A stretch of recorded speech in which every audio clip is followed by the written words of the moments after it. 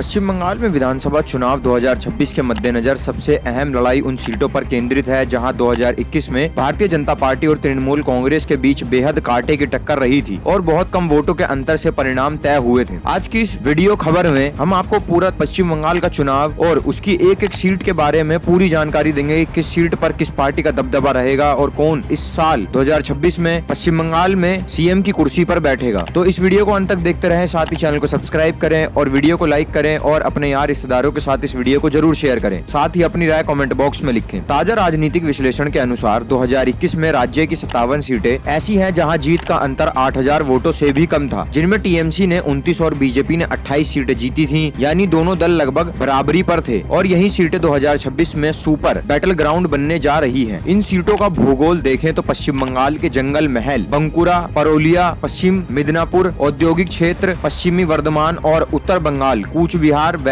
जलपाईगुड़ी में इनकी ज्यादा संख्या मानी जा रही है, जहां सामाजिक और धार्मिक ध्रुवीकरण दोनों मजबूत है। अगर सीटवार विश्लेषण करें तो नंदीग्राम सबसे हाई प्रोफाइल सीट है, जहां 2021 में बीजेपी के शुभेंदु अधिकारी ने ममता बनर्जी को करीब 2000 वोटों से हराया था। यहाँ हिंदू आबादी बहुमत में है, लेकिन मुस्लिम वोट 30 से 35% के आसपास है, जिससे यह सीट पूरी तरह पोलराइज्ड बनी रहती है। इसी तरह कूच बिहार जिले की दिनहाटा सीट पर सिर्फ 57 वोट से नतीजे तय हुए था, जो इसे राज्य की सबसे करीबी सीटों में से एक बनाता है। यहाँ राजवंशी हिंदू और मुस्लिम वोट का सीधा मुकाबला है। जलपाईगुड़ी सीट भी 1000 वोट से कम अंतर वाली सीट रही है। यहाँ आदिवासी, राजवंशी और मुस्लिम वोट मिलकर जटिल समीकरण बनाते हैं। जंगल महल क्षेत्र की सीटें जैसे सालटोरा, छतना और रानी बांध, इसमें आदिवासी और पिछड़े वर्गों की बड़ी आबादी है, जबकि मुस्लिम वोट अपेक्षाकृत कम है। इससे यहाँ हिंदू एकजुटता बीजेपी के पक्ष में जा सकता है, लेकिन टीएमसी की वेलफेयर पॉलिसी इसे संतुलित करती है। बंकुरा सीट भी बहुत महत्वपूर्ण मानी जा रही है, जो करीब 10,468 वोट के अंतर से तय हुई थी, जिसमें यह 2026 के लिए संवेदनशील बनती है। पश्चिम वर्धमान के औद्योगिक इलाके जैसे दुर्गपुर, आसनसोल, दक्षिण और पांडेश्वर, इन सीटों पर हिंदू मुस्लिम मिश्रित आबादी, मजदूर वर्ग और हिंदी भाषी वोट निर्णायक भूमिका निभाते हैं। कुल्टी में मुस्लिम वोट 25 से 30% है, जबकि हिंदू भाषी हिंदू वोट बीजेपी के लिए मजबूत आधार बनाते हैं, जिससे यहाँ सीधा ध्रुवीकरण देखने को मिलता है। पश्चिम मदानीपुर की घाटल, नारायणगढ़ और दतना जैसी सीटों पर बेहद मुकाबला अंतर से जीत हार का तय हुआ था। इस क्षेत्रों में ओबीसी, महतो और अन्य पिछड़ी जातियों के साथ 15 से 25% मुस्लिम आबादी भी रहती है, जिससे हर चुनाव में परिणाम बदलने की संभावनाएं रहती है। अब बात करते हैं पूर्वी मिदनीपुर की। महिषादल और नंदीग्राम जैसी सीटें पर हिंदू मुस्लिम ध्रुवीकरण और स्थानीय नेतृत्व दोनों अहम भूमिका निभाते हैं। बीरभूमि जिले की सूरी सीट की भी अहम मानी जा रही है, जहाँ मुस्लिम वोट 35% तक है और कांग्रेस लेफ्ट के वोट भी परिणाम को प्रभावित कर सकते हैं। उत्तर बंगाल की सीटें जैसे अलीपुरद्वार, कूच बिहार और जलपाईगुड़ी, यहाँ मुस्लिम आबादी 25 से 35% और राजवंशी आबादी और आदिवासी हिंदू वोट 40 से 50% मिलकर होते हैं, जिससे सीधा मुकाबला बन जाता है। अगर व्यापक पैटर्न देखें तो इन सीटों पर करीबी की टक्कर रही है। इन सभी करीबी सीटों में 3 तरह के समीकरण उभरते हैं। पहला, जहाँ हिंदू आबादी 60% से ज्यादा है और बीजेपी को बढ़त मिलती है। दूसरा, जहाँ मुस्लिम आबादी 30 से 40% है और टीएमसी को बढ़त मिलती है। तीसरा, जहां दोनों समुदाय संतुलन में है, हिंदू 55 से 60% और मुस्लिम 30 से 35%, वहां मुकाबला पूरी तरह अनिश्चित हो जाता है। वहां पता नहीं चलता कि किसकी जीत होगी, वो जिस दिन चुनावों के परिणाम आते हैं उसी दिन तय होता है। यही वजह है कि 2021 में 3000 वोट से कम अंतर वाली 19 सीटें में बीजेपी ने 12 और टीएमसी ने 7 सीटें जीती थी, यानी मामूली वोट स्विंग से परिणाम पूरी तरह पलट सकता है। 2026 के चुनाव में स्थिति और जटिल हो गई है, क्योंकि रिपोर्ट्स के मुताबिक 35 सीटों पर 5000 से कम वोटों का अंतर था। अब मतदाता सूची में बदलाव का असर इन सीटों पर हार जीत को पूरी तरह बदल सकता है। इसका मतलब यह है कि अगर थोड़े से वोट भी इधर उधर होते हैं तो 15 से 20 सीटों के नतीजे बदल सकते हैं। निष्कर्ष के तौर पे कहा जाए तो पश्चिम बंगाल में 2026 का चुनाव पूरी तरह इन स्विंग सीटों पर टिका हुआ है, जहां बीजेपी और टीएमसी के बीच सीधा मुकाबला है और इसी के बीच आता है सबसे विवादित और सबसे चर्चा में रहने वाली एसआईआर प्रक्रिया के बाद दोनों पार्टियों एक दूसरे के लिए कांटे की टक्कर देने के पायदान पर खड़ी हैं। कोई भी जीत सकता है। नंदीग्राम, दिनहाटा, कुल्टी, घाटल, दतना,